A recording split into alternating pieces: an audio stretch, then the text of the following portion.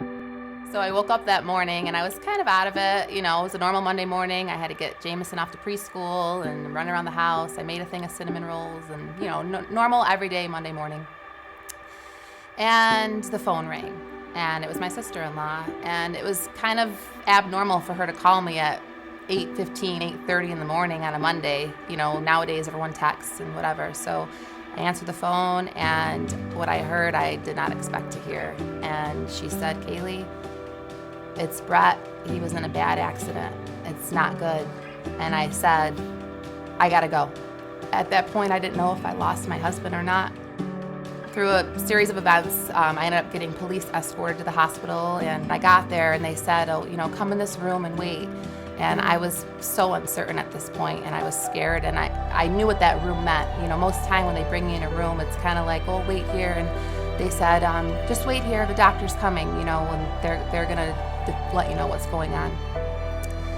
So I just knew, I'm a widow. I'm 29 years old. I'm a widow with 2 kids, and God, I don't know what I'm gonna do. People from church and family and friends were all there just surrounding me and comforting me during that time.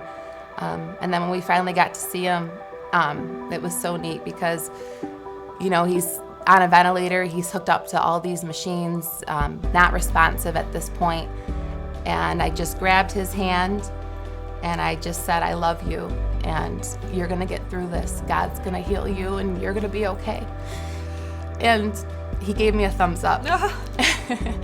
And that was just the coolest thing because it was God's way. I know, just to say, this crazy day that went from a normal morning to a complete uncertainty in just a matter of a few hours, it was his way of saying, "I'm still here and I still have you."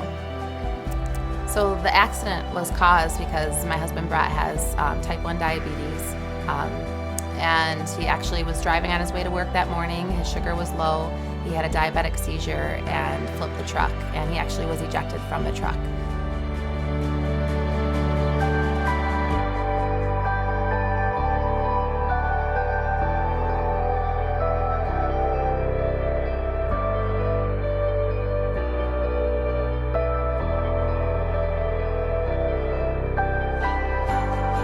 When I think about the words, "It is well," I know this. The same God that holds our life, that offers us salvation for all of eternity, is the same God that's with us in those trials. And in my situation, some of them were pretty big.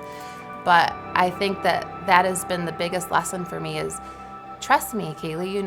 I trust you, God, that you're going to save my soul and I'm going to spend eternal life with you in heaven. But I don't trust you that you're going to take care of this, or I'm not going to trust you that you're going to do this. And so when I think about it as well, I know that the same God that offers me salvation and eternal life is the same God that's with me in this life here. I think for me, I have changes in my life too, but they're so much different. I think what happened to you was unexpected, and what happened to me was expected. When my husband asked me to marry him, missionary to Zambia, Africa, and this was a change. We got married December 27th, and January 14th, on my birthday, we landed in South Africa as newlyweds. I look back on those first weeks and months and year of living in Zambia as a very exciting time. Fun with my husband, with my man, traveling around Africa, missionaries, telling people about Jesus and just getting to know people and learning a new culture and doing all of that with my husband, who, like I said earlier, through God's grace, had already spent some time in Zambia. So he was able to gently lead me in the right direction and give me that help that I needed when things were uncertain. And then we had our firstborn daughter, Annalise Joy, which is a wonderful change. But I think that's when the challenges began, because then the reality of living away from home and family began, and that I was going to be raising this child without family. Just wanting to share my daughter's life with my family, just wanting a grandma around, just wanting everyone to see how good she was. But God was gracious in that too, because My mother-in-law would come very often, more often than most people would be able to. My mom came. We went back to America for a visit. I would say that is probably the most challenging part, is being away from the people that you know and you love, and learning to love others who are different than you, and they sound different than you, and they live different than you, and you're the only one that's different. They're all the same. And you raise your daughter different, the way you were taught, and that looks different, and it feels awkward. So learning to find the balance of being like them, but needing to still be myself. And about the time that I think I figured that out, there was another change.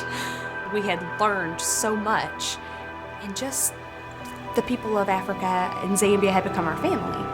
And what was so hard for me in the beginning, being away from family, was much better now, because this was home and I had new family.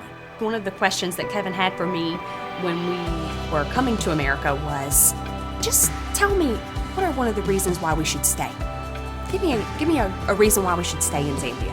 And I said, because I'd like to raise our family here. I want to raise my children here. But the truth is, when I left for Zambia and had my firstborn daughter, the biggest challenge was that I didn't want to raise my children there. I wanted to raise my children in America. So really, either way, God's in control.